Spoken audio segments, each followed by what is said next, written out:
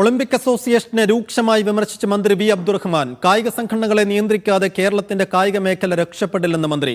സംഘടനകൾ പണം വാങ്ങി പുട്ടടിക്കുന്നു. സുനിൽകുമാറിന് ചുമതലയുള്ള ഹോക്കിയിൽ സമീപകാലത്തൊന്നും നേട്ടമുണ്ടാക്കാനായില്ല. ആ പണിയെങ്കിലും ആത്മാർത്ഥമായി ചെയ്തു വേണം വിമർശനം ഉന്നയിക്കാനെന്ന് മന്ത്രി. ദേശീയ ഗെയിംസിൽ കേരളത്തിന് നേട്ടമുണ്ടാക്കാൻ കഴിയാഞ്ഞത് കായിക മന്ത്രിയും സ്പോർട്സ് കൗൺസിലും കാരണമാണെന്നായിരുന്നു ഒളിമ്പിക് അസോസിയേഷൻ പ്രസിഡന്റ് വി സുനിൽകുമാറിന്റെ ഇന്നലത്തെ പരാമർശം. ബഡ്ജറ്റ് ഫണ്ടിൽ നിന്ന് തന്നെ ഗ്രാൻഡ് വാങ്ങുന്ന ഒരു സംഘടനയുടെ പ്രസിഡന്റ് ഇത് പറയുമ്പോൾ അദ്ദേഹം എന്താണ് പറയുന്നത് ആദ്യം മനസ്സിലാക്കുക. അദ്ദേഹത്തിൻ്റെ ഇനം ഹോക്കി എൻ്റെ അറിവിൽ കഴിഞ്ഞ 10 വർഷമായി ക്വാളിഫൈ ചെയ്തിട്ടില്ല. അപ്പോൾ വിമർശിക്കാൻ നിൽക്കുമ്പോൾ ആദ്യം പഠിക്കേണ്ടത് ഞാൻ ചെയ്യുന്ന ജോലി ആത്മാർത്ഥമായി ചെയ്യുന്നുണ്ടോ. ഇവിടെ ആദ്യം നിയന്ത്രിക്കേണ്ടതും ഇവിടെ സ്പോർട്സ് രക്ഷപ്പെടണമെങ്കിൽ ഇതിനാദ്യം നിയന്ത്രണമാണ്. ഇപ്പോൾ ഒളിമ്പിക്സിൽ നമ്മൾ പങ്കെടുക്കുന്നുണ്ടല്ലോ, ദേശീയ ഗെയിംസ് വിട്, കേരളത്തിൻ്റെ വിട്, വലിയ മോശമൊന്നുമല്ല, നമ്മൾ പങ്കെടുത്തതിലൊക്കെ നമുക്ക് കിട്ടിയിട്ടുണ്ട്. ഒളിമ്പിക്സിൽ നമ്മുടെ സ്ഥിതി എന്താ? ഒളിമ്പിക് അസോസിയേഷൻ്റെ പ്രസിഡൻറ്റും ഒക്കെ ആണല്ലോ ഇവർ, അഖിലേന്ത്യാ പ്രസിഡൻറ്റും കേരളത്തിൻ്റെ അഖില കേരള പ്രസിഡൻറ്റും ഒക്കെ ആണല്ലോ. അതിൻ്റെ സ്ഥിതി എന്താ?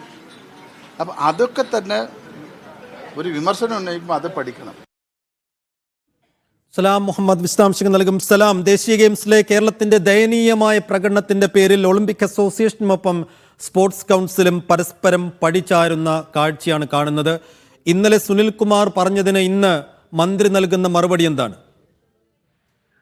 സൈഫുദ്ദീൻ, പ്രധാനമായും ഈ കായിക മത്സരങ്ങളിൽ, അതായത് ഗെയിംസിലേക്ക് കുട്ടികളെ തെരഞ്ഞെടുക്കുന്നത്, മത്സരത്തിൽ തെരഞ്ഞെടുക്കുന്നത് അസോസിയേഷനുകളാണ്, അതായത് കായിക സംഘടനകളാണ്. അതുകൊണ്ട് തന്നെ ഈ ദേശീയ ഗെയിംസിൽ ഈ മോശം പ്രകടനം കാഴ്ചവെച്ചതിന്റെ പ്രധാന ഉത്തരവാദിത്വം എന്ന് പറയുന്നത് കായിക സംഘടനകൾക്കാണ്.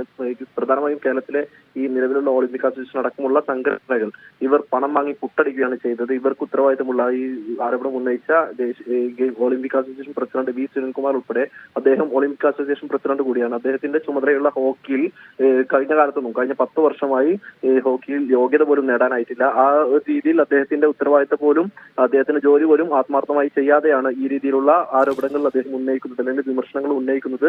ഏതായാലും കേരള സർക്കാരിന്റെ ഭാഗത്തുനിന്നും മന്ത്രിയുടെ ഭാഗത്തുനിന്നും വലിയ രീതിയിലുള്ള ഇടപെടലുകൾ, വലിയ നേട്ടമുണ്ടാക്കാനുള്ള ഈ മത്സരാർത്ഥികളുടെ യാത്രയടക്കമുള്ള കാര്യങ്ങൾക്ക് വലിയ ഒരു സഹായം മന്ത്രിയുടെയും സർക്കാരിന്റെയും ഭാഗത്തുനിന്നുണ്ടായി. എന്നാൽ ഇത് പണം വാങ്ങി പുട്ടടിക്കുന്ന ഒരു പ്രതീതി, അതായത് മോശം പ്രവണത ഈ കായിക മേഖലയിലുള്ള സംഘടനകൾക്കുണ്ട്. അത് തിരുത്തണം. കായിക സംഘടനകൾ തമ്മിലുള്ള ഒരു ഏകോപനം ഉണ്ടായാൽ മാത്രമേ, അല്ലെങ്കിൽ ഇവരെ കൂടി ഈ മത്സരാർത്ഥികളെ നിശ്ചയിക്കുന്നതിൽ കായിക സംഘടനകൾക്ക് പകരം സർക്കാരിന് നേരിട്ട് ഇടപെടാനാകുന്ന രീതിയിലുള്ള ഒരു മാറ്റം കായിക മേഖലയിൽ ഉണ്ടായാൽ മാത്രമേ ഈ കേരളത്തിന്റെ കായിക മേഖല രക്ഷപ്പെടൂ എന്നുള്ള. കൂടാതെ ഈ ഒളിമ്പിക് അസോസിയേഷൻ പ്രസിഡന്റിനെതിരെ രൂക്ഷമായ മറുപടി, അദ്ദേഹം ഇന്നലെ ഉയർത്തിയ ആരോപണങ്ങളുള്ള ഒരു മറുപടി കൂടിയാണ് വി അബ്ദുറഹ്മാൻ പറയുന്നത്.